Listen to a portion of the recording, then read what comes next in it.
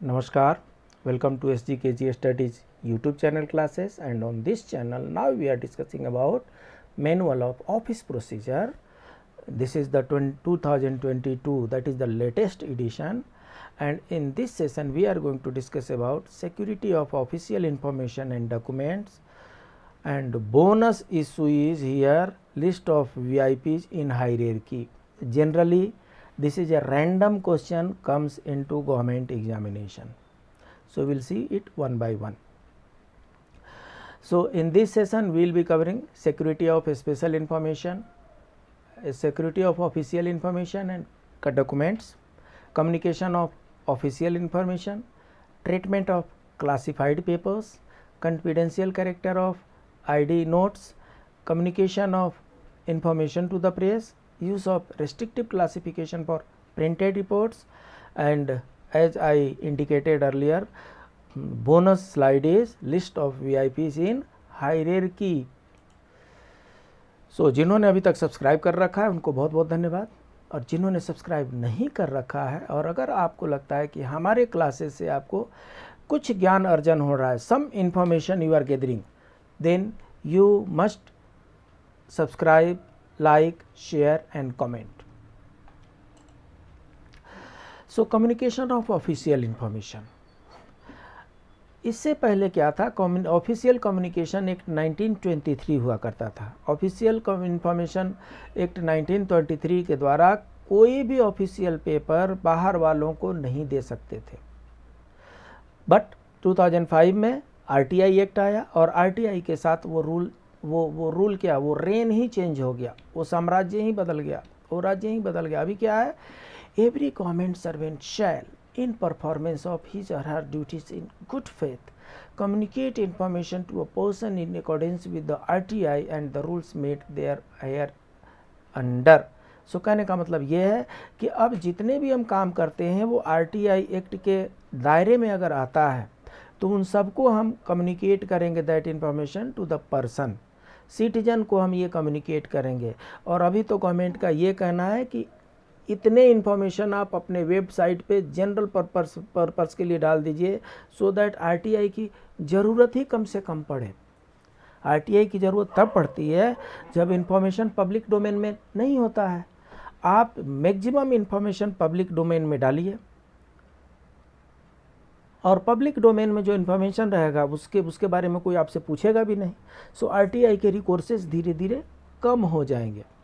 Provided that no government servant shall except in accordance with any general or special order of government in accordance in performance in good faith of the duties assigned to him communicate directly or indirectly any official document. और so कहने का मतलब ये हुआ कि RTI act के अनुसार इनको फॉलो करना है। अब हम डिस्कस करते हैं ट्रीटमेंट ऑफ क्लासिफाइड पेपर्स। जो आरटीआई में हमने डिस्कस किया वो अनक्लासिफाइड पेपर्स का था। क्लासिफाइड पेपर का ट्रीटमेंट अलग तरीके का होता है। The provisions contained in this manual apply primarily to unclassified papers.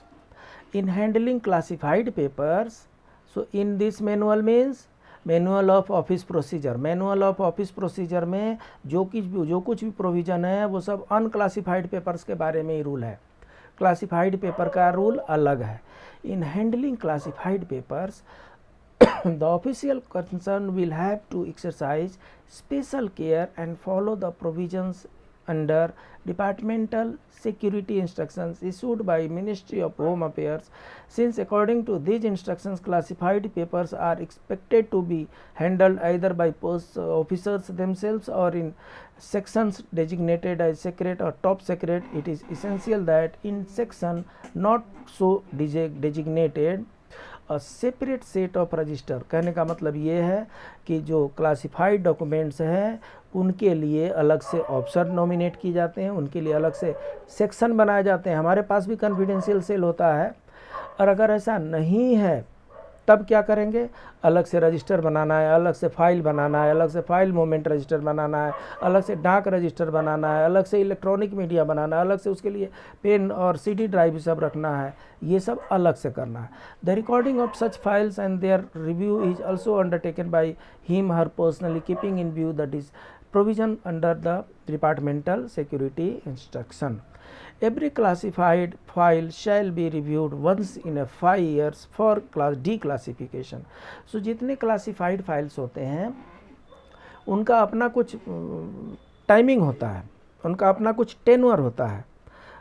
तो क्लासिफाइड डॉक्यूमेंट्स तभी तक क्लासिफाइड रह सकते हैं जब तक वो फोर्स में है. उसके बाद से जब उसका यूज ख़त्म हो गया तो 5 साल के बाद से रिव्यू किया जाता है और रिव्यू करके उसको डिग्रेड कर सकते हैं, डीक्लासिफाइड कर सकते हैं. From MCQ point of view 5 years for declassification. This is the very important question.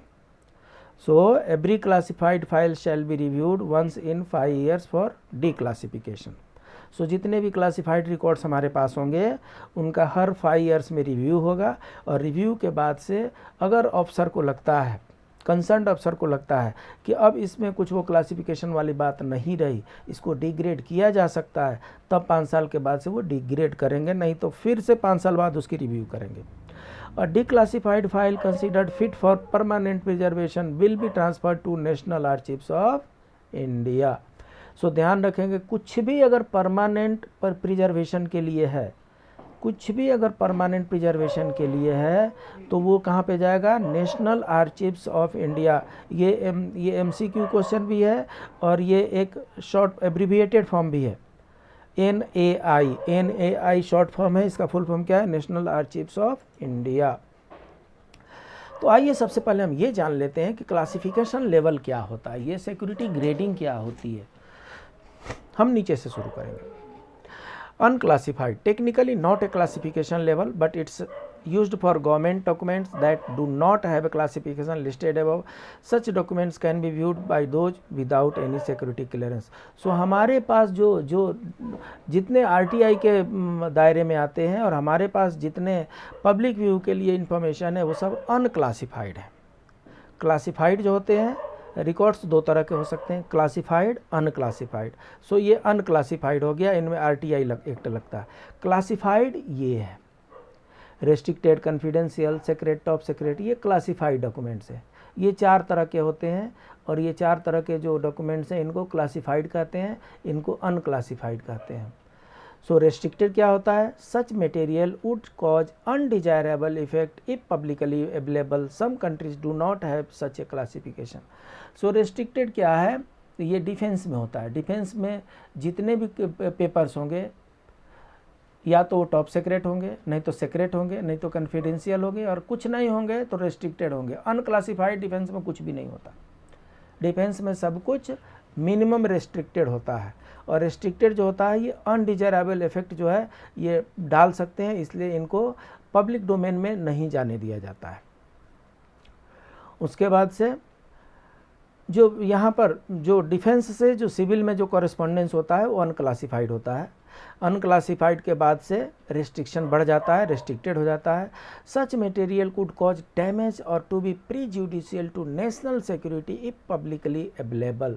सो समझ लीजिए कि कॉन्फिडेंशियल किसको कहते हैं. कॉन्फिडेंशियल का मतलब ये होता है कि the material would cause damage or to be prejudicial to the national security if publicly available, that is known as confidential. हाँ, किसी का ट्रांसफ़र ऑर्डर, किसी का पोस्टिंग ऑर्डर छुपा करके रख दिए सेक्शन में, उसको कॉन्फिडेंशियल नहीं कहते हैं.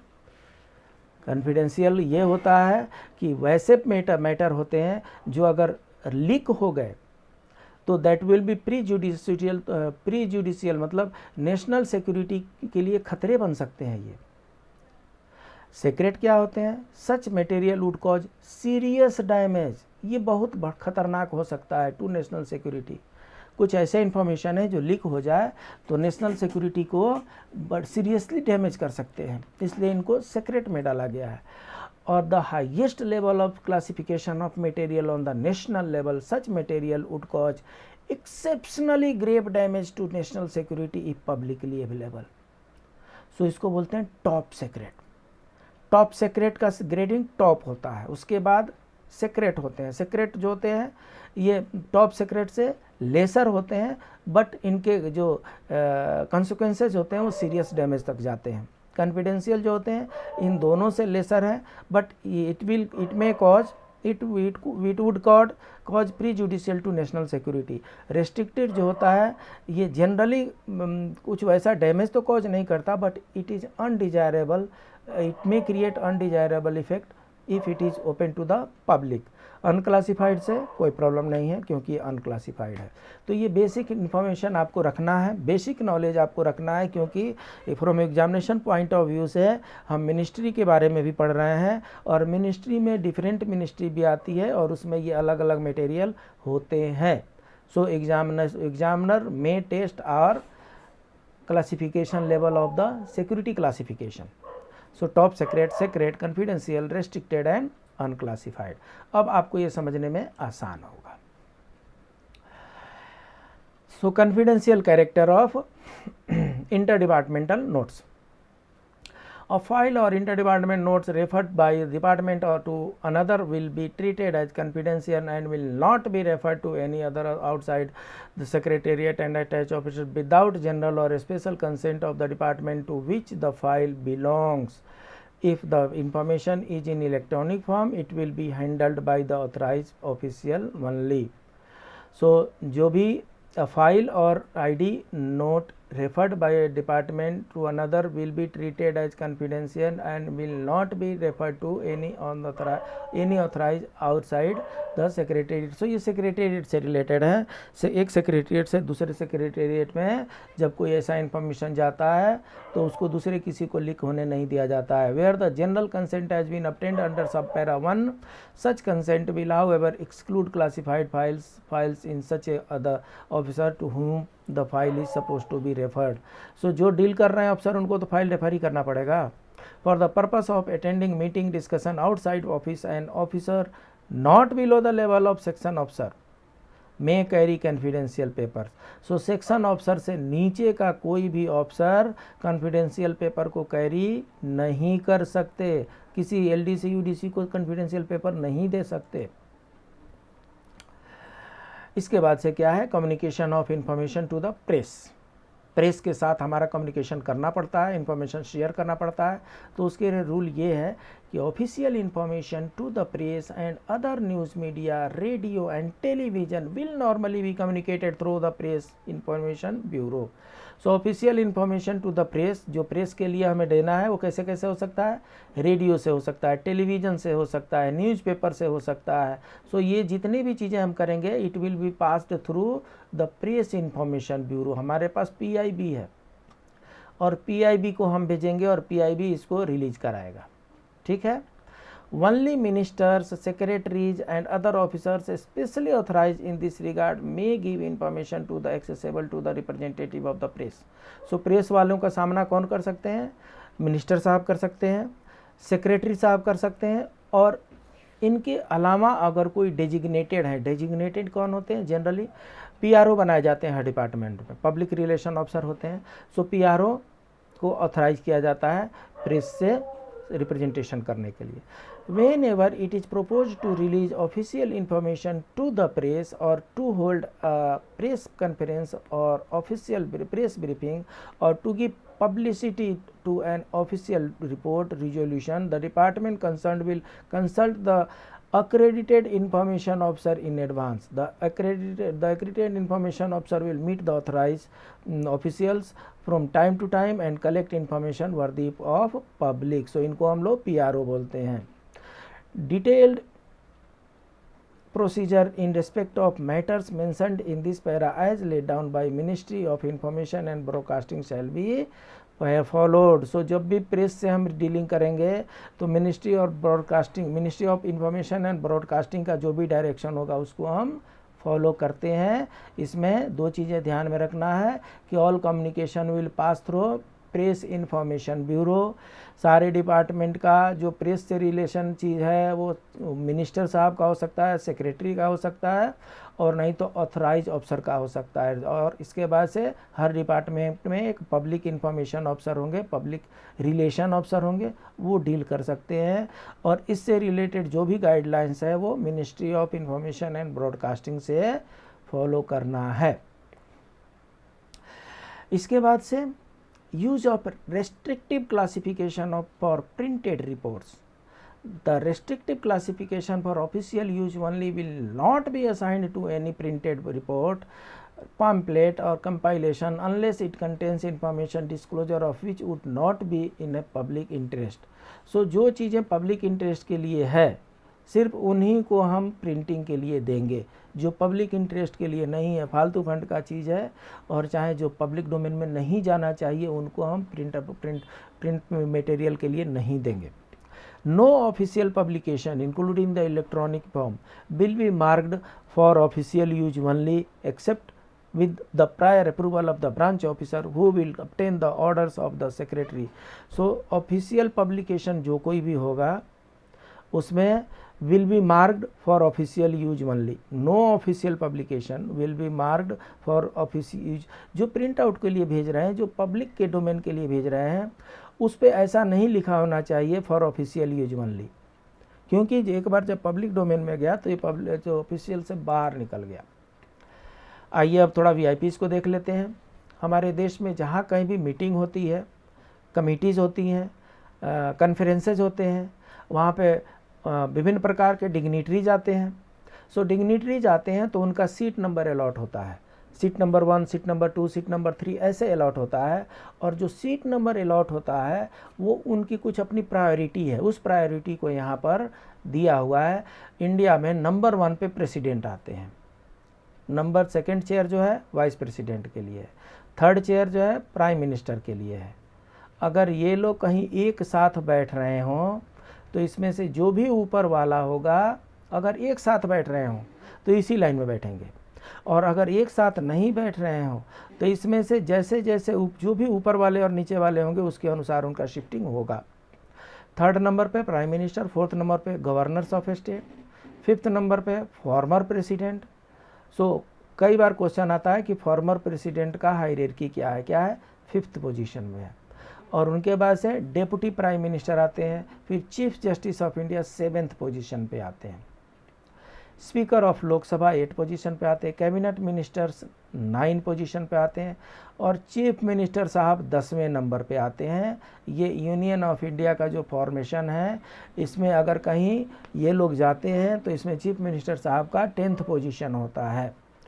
Vice chairman NITI Aayog, former prime minister, जजेज of supreme court, chief election commissioner, controller and auditor general, ministers of state of union, attorney general of India, chief justice of high court, cabinet ministers, chairman minority commission, chairman schedule caste and schedule tribes, chairman union public service commission, president's office, prime minister's office. तो इस तरीके से ये 24 standard hierarchy है central government of posts के लिए. ये लोग जहाँ भी जाएंगे, अगर ऊपर वाले कोई नहीं जाते, मान लीजिए कि 12 से लोग आना शुरू करते हैं तो जो 12 वाले होंगे वहीं फर्स्ट में बैठ जाएंगे. अगर प्राइम मिनिस्टर से शुरू होता है, वाइस प्रेसिडेंट और प्रेसिडेंट नहीं आ रहे हैं तो prime minister will be first. अगर चीफ मिनिस्टर से शुरू हो रहा है और ये ऊपर वाले नहीं आ रहे हैं, अगर ये ऊपर वाले आ रहे हैं तो जो ऊपर वाला आ रहा है वो फर्स्ट हो जाएगा. अगर कोई नहीं आ रहा है और इसमें हाईएस्ट बॉडी जो है चीफ मिनिस्टर आ रहा है तो चीफ मिनिस्टर फर्स्ट में आ जाएंगे. तो ये एक हायरार्की है सीटिंग अरेंजमेंट का भी, ये एक हायरार्की है उनकी सीनियरिटी ग्रेडिंग का भी. इसी तरीके से उनका प्रोटोकॉल है, उस प्रोटोकॉल को फॉलो किया जाता है. एग्जामिनेशन पॉइंट ऑफ व्यू से बहुत बार इसको क्वेश्चन पेपर में आते हुए देखा गया है, इसलिए हमने आपके सामने इसको as a bonus slide add कर दिया है. उम्मीद है ये आपके लिए काम आएगा. अगर एग्ज़ाम के लिए ना सही तो ज्ञानार्जन के लिए तो आएगा ही. आज का नीति श्लोक: मातेव रक्षति पीतेव हीते नियुक्ते कांतेव रक्षाभिरमया अत्यपनीय खेदम लक्ष्मी तनोति वित्त नोति च दिक्षु कीर्ति किम किम न साधयति कल्पलतेव विद्या. कल्पलता के समान विद्या संसार में क्या क्या सिद्ध नहीं करती. माता के समान वह रक्षा करती है, पिता के समान स्वहित में नियुक्त करती है, स्त्री के समान खेद का परिहार करके आनंदित करती है, लक्ष्मी की वृद्धि करती है और दिशा विदिशाओं में कीर्ति का विस्तार करती है. ये जितनी भी बातें बताई गई हैं वो विद्या के बारे में बताई गई है।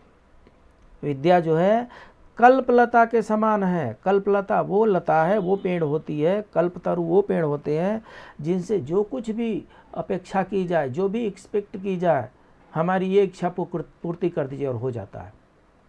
कल्पतरु जो होते हैं कल्पना के तरु होते हैं। कल्पलता जो होती है कल्पना की लताएं होती हैं। उन लताओं से आप जो कुछ भी आप अपना विश बताइए, वो विश तुरंत फुलफिल हो जाता है। तो यहाँ पर नीति श्लोक में बताया गया है कि विद्या जो है कल्पलता के समान है। विद्या का वही स्थान है जो कल्पतरु और कल्पलता का होता है। विद्या के द्वारा संसार में क्या क्या सिद्ध नहीं हो सकता है, अर्थात कुछ भी संसार में विद्या के द्वारा दुर्लभ नहीं है। विद्या के द्वारा सब कुछ इस धरती पे सर्वसुलभ हो जाता है। विद्या क्या करती है? माता के समान वो रक्षा करती है। तो यहाँ पर ड्यूअल मीनिंग है। इस धरती पे सबसे बड़ी रक्षक जो होती है इस मनुष्य का, वो माता होती है। माता से बड़ा कोई रक्षक हो ही नहीं सकता है। सो विद्या जो होती है वो रक्षण करने में माता के समान है। स्वहित में नियुक्ति करने में पिता के समान है। स्त्री के समान खेद का परिहार करके आनंद प्रदान करती है। सो आनंद समान है, स्त्री के समान आनंद समान है। वो लक्ष्मी की वृद्धि करती है। आपको पता है जो विद्या होती है, जो विद्वान होते हैं, उन्हीं के पास लक्ष्मी का भंडार होता जाता है। और दिशा विदिशाओं में कीर्ति का विस्तार करती है। जो विद्वान पुरुष होते हैं वो किसी जियोग्राफिकल बाउंड्री में बंधे हुए नहीं होते हैं। वो किसी समय काल के बंधन में बंधे हुए नहीं होते हैं। वो कालजयी होते हैं, दिक्जयी होते हैं, स्थानजयी होते हैं। अगर आप विद्वान हैं तो आप गांव के किसी टोले मोहल्ले में बैठे हुए भी आपको सारी दुनिया नमन कर रही होगी। और अगर आप विद्वान नहीं हैं तो आपको पूछना मुश्किल है, भले आप दिल्ली में ही क्यों ना बैठ जाए। तो कहने का मतलब ये है कि विद्या वो धन है, विद्या वो धन है जो इस धरती पर जितने संसाधन हैं उन सब का वो उपभोग हमसे करा देती है। विद्या हमारे लिए माता समान है। विद्या हमारे लिए पिता समान है। विद्या हमारे लिए स्त्री समान है। विद्या हमारे लिए लक्ष्मी वर्धन करती है। और विद्या हमारे लिए कीर्ति का विस्तार करती है, यश का संचार करती है। सो इसलिए विद्यावान बनिए, विद्यावान। I am thankful to the persons, those who have subscribed this channel, and those who have not subscribed, please do subscribe, like, share and comment. बड़ी खुशी की बात है कि अब नंबर ऑफ लाइक्स बढ़ने लगे हैं। नंबर ऑफ लाइक्स बढ़ते हैं तो हमारा भी थोड़ा सा मोटिवेशन लेवल हाई हो जाता है और दिन और रात हम प्रयास करते हैं कि कितना जल्दी हम इस सिलेबस को कवर कर सकें। So please don't forget to like, subscribe, share and comment. Disclaimer यह है कि in case of any variance in this training material the government guidelines rules law shall prevail